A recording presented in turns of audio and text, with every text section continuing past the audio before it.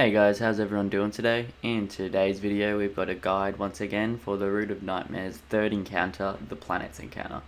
So this week we've got this one, and the main challenge to this one is that you have to, instead of swapping the one odd one out, you must swap all of the light to the left side and all of the dark to the right side.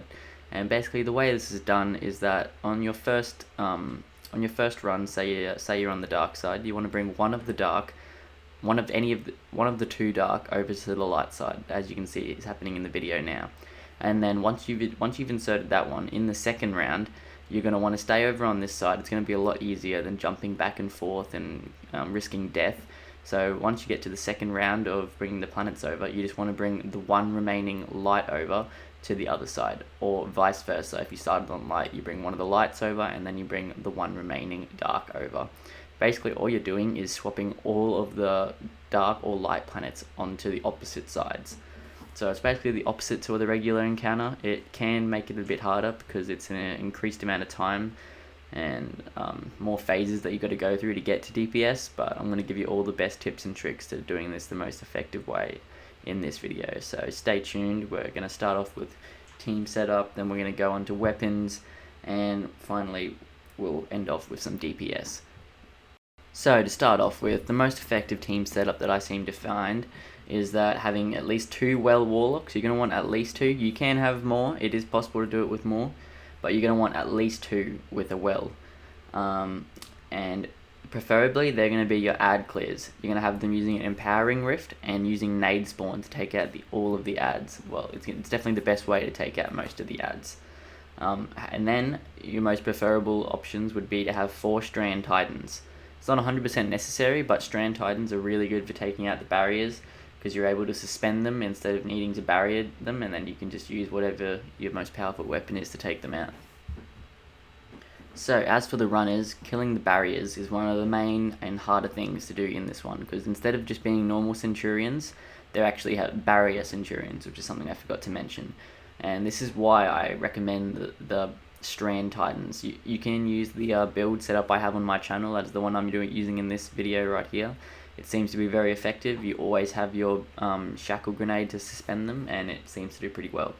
So my most recommended way to take them out is to suspend them and then shotgun them. If you have the conditional finality, the exotic weapon from the Root of Nightmares, this does amazing, as you can see in this video. I only need 2 or 3 shots and I can take them out with a simple melee attack.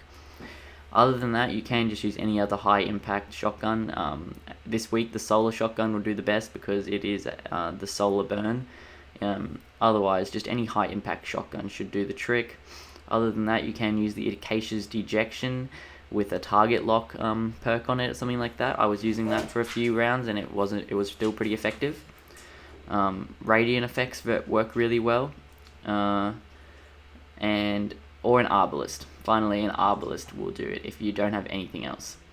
Yeah, I wouldn't recommend using a pulse or sidearm, even though they do break the barrier. They're just not too effective at actually killing the barrier, as he has a lot of health, and it must be fast and an effective kill.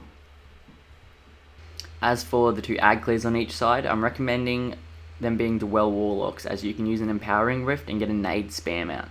I found this to be the most effective, with my ag clears getting between 60 and 120 kills depending on how long the encounter's gone.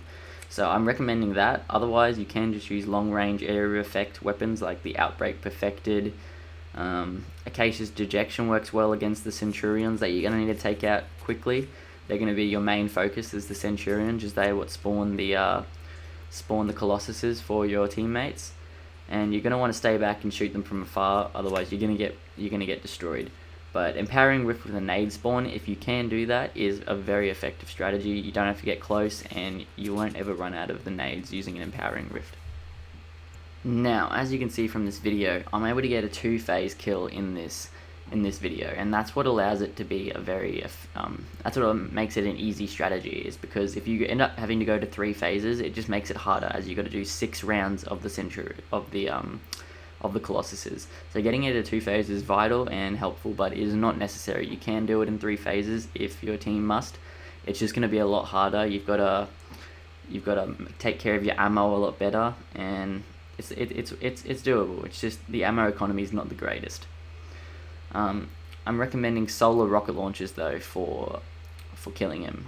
You can use different rocket launchers depending on the solar on the burn for the week, but the burn for this week is the solar rocket launchers, so something like a Heathen's Vengeance, an Ascendancy, a Roar of the Bear, even as long as it's got good perks.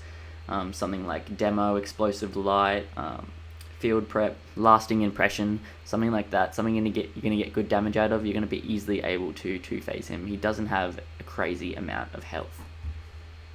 To get this strategy working to its full perfection, you're also going to want a Galahorn. You can use a div if you want, but I recommend not. You're losing out on the extra damage from not having another rocket launcher, and it's not necessary to defeat him, in my opinion, if you're using rocket launchers. So I recommend just a galley and 5 solar rockets, and you'll be set. Otherwise, you can use other rockets. If you don't have a good solar rocket with good perks on it, then just use the one that you have the best perks with, even if it is a Hothead or a Bump in the Night or something like that. If it's got good perks, it's got Demo and something like that, then, and if you're a Warlock as well, you can just be throwing your nades. They're going to get some good solar burn this week as well. Other than that, I'd say that you're going to want to be using a solar rocket. As for DPS strategy, it depends on how many wells you have. If you only have 1 or 2 wells, say the Warlock only has the 1 at the moment, you may just want to put your well in the middle and just go run onto the plate and then into the middle to do damage. If you have about 3 wells at each damage phase, then it's easy just to do it sitting on the plates as we're doing in the video. But if you don't, then I recommend just chucking it in the middle, running in to do DPS. You're going to get just as much, and you don't really need to have 3 wells. So that is the main chunk of the strategy in this video. As you'll see, we'll get the kill here. Once you get him into final stand, you actually have a lot of time to kill him. So the hard part is getting him to final stand. Once you get him here, you're pretty much set. He's not like some of the other bosses who wipe you instantly in final stand.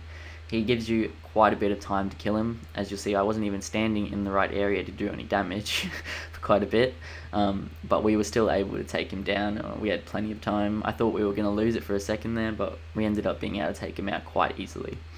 Other than that, the weapon you get this weekend is an Adept Rufus's Fury. This is quite a hard challenge, definitely the hardest one they've had so far. So I'm definitely not doing this challenge again. Once I've gotten my Rufus, I'm just going to be getting him from the chest at the end using my spoils. Other than that, I hope you guys enjoyed the video. I hope this helps you out.